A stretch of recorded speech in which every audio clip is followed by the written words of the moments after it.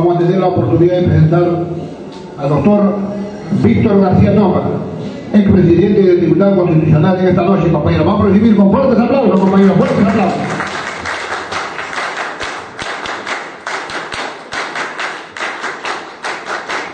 Compañero secretario general, distinguidos miembros de la mesa de honor, compañeras y compañeros, sean primeras palabras para agradecerles a ustedes por la oportunidad de participar en un evento que implica nuestro compromiso de lealtad y fidelidad a la vida y a la obra de Aya de la Torre, que nos ha dejado como herencia y como compromiso de llevar a cabo la gran transformación con la que él soñó, con la cual miles y miles de apristas se sumaron a lo largo de su historia, y sobre el cual todavía tenemos una deuda pendiente. Una de las experiencias más importantes que ha vivido la historia del Perú ha sido justamente la Constitución de 1979, porque ella representa, no solo a nivel del Perú, sino a nivel de América Latina, la primera carta moderna en donde ya la Constitución deja de ser un mero documento político, en donde se consigna una concepción del mundo, en donde se establece un tipo de sociedad y en donde se desarrollan o se perfilan algunos programas políticos para que quienes conducen el Estado se hagan cargo de él, sino que a partir de la Constitución del año 1979 ese documento se convierte en texto jurídico y en consecuencia es vinculante, no solamente para las autoridades, sino pues también para los ciudadanos. Y es a partir de ese momento que la Constitución de 1979 delinea que un texto de esta naturaleza tiene que ser fundamentalmente y en primer lugar un proyecto de vida en común. Prueba de ello es que en la Asamblea del 79 estuvieron representados todas las tendencias políticas, desde la extrema derecha, recordando por ejemplo el Movimiento Democrático Peruano o la Unión Nacional Loderista, o elementos de la izquierda más radical, en donde estuvo don Genaro encabezándola, don Globo Blanco, y nosotros por supuesto representando a la izquierda democrática.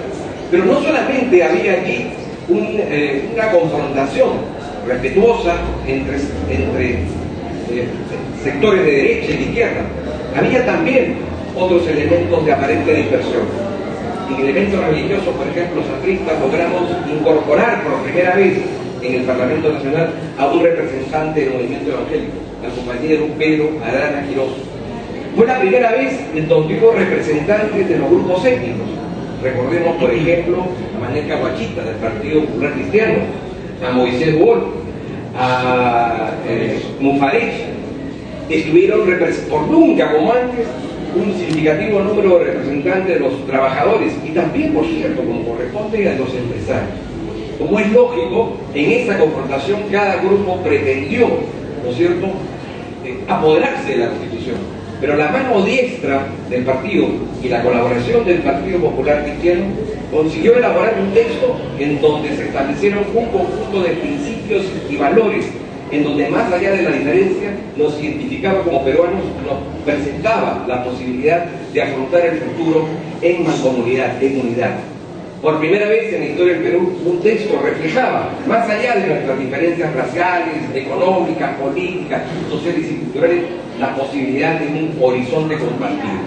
Y ese es el primer mérito de justamente la Constitución de Aya de la Torre.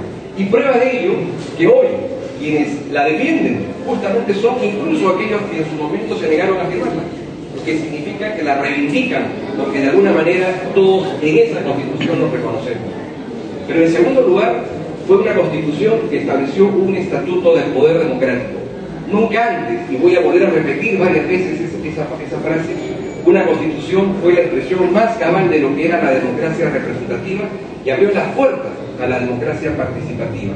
Y aquí el voto ciudadano y la concepción de los partidos políticos, no desde la perspectiva negativa como que la tenía el año 33, sino la afirmación positiva, en el sentido de que no hay sociedad política que no pueda organizarse y servir de correa de transmisión sin la existencia de las organizaciones políticas. Pero en tercer lugar, ese texto del 79 fue la póliza de salvaguarda de los derechos fundamentales. Los apristas que veníamos luchando desde los orígenes por la afirmación de los valores de la libertad y la igualdad, en conjunto, por supuesto, con todos los demás miembros de esta asamblea, conseguimos redactar el primer texto, que hoy, ¿no es cierto?, es un ejemplo. Allí están los derechos políticos, los derechos sociales, los derechos económicos, los derechos culturales. Y por primera vez se reivindica de manera firme y contundente la vigencia del habeas corpus y del amparo. Pero también la Constitución fue el espejo cultural del pueblo peruano. Y aquí están como testimonio, quizás como pocos países en América Latina, desde esa época, la reivindicación de las comunidades campesinas y las comunidades indígenas. Como podemos observar, este texto, que es el que abre las puertas de la modernidad del Perú, sirvió luego de ejemplo para todas aquellas constituciones que se dictaron con posterioridad y en consecuencia fue tomado como referencia por otros países. Y luego, si ustedes revisan las constituciones europeas, las constituciones de Europa del Este, tomarán como punto de partida, como punto de análisis, ese texto que hoy ciertamente nos debe llenar de orgullo a quienes la redactaron. Pero hay que decir algo más. En esa Constitución del 79 no solamente participaron nuestros ilustres invitados, participamos todos nosotros. Yo recuerdo que muchas veces nos hemos encontrado, por ejemplo, con Lucho Alvarado, o desde las galerías, aplaudiendo o silbando, o incluso en las puertas del Palacio Legislativo con nuestras banderas, confrontando democráticamente como nunca una Constitución fue tan debatida dentro y fuera del recinto parlamentario.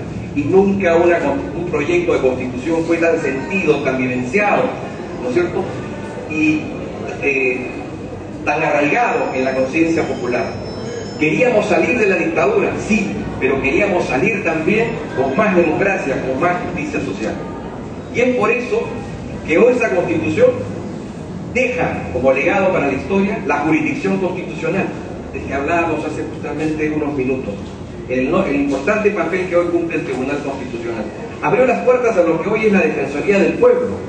Estableció la jurisdicción supranacional. Señaló por primera vez en la historia de manera nítida la necesidad de un Estado descentralizado. Conjuntamente con el Partido Popular Cristiano, estableció el modelo de economía social de mercado de la cual hoy nosotros somos sus usufructuarios y, por supuesto, los primeros defensores. Economía social de mercado que no excluye la responsabilidad del Estado en su tarea de inclusión social y de justicia social. Ese texto, que además estableció por primera vez los compromisos del Estado peruano por la integración latinoamericana, vuelvo a repetir, fue y sigue siendo ejemplo para su estudio y para su reflexión en otras latitudes. Pero sobre todo, esa fue una asamblea constituyente de señores y ciudadanos, de hombres que venían cargando cárcel, persecución y destierro, pero además dotados de cultura y sabiduría. A diferencia de las experiencias presentes, ese Congreso llenó de orgullo, no solamente porque allí estaban quienes merecían estar, por la historia que arrastraban, por los valores que defendían, sino porque además tenían algo que decir. Por esas razones, yo me siento muy orgulloso de que ustedes hayan tenido la gentileza de invitarme, y por supuesto, esta es una ocasión propicia para seguir recordando a Aya de la Torre y seguir recordando además que tenemos el compromiso de nuestra fidelidad, de nuestra lealtad y la consecución de su obra, que tiene que plasmarse de manera definitiva. Muchas gracias por esto.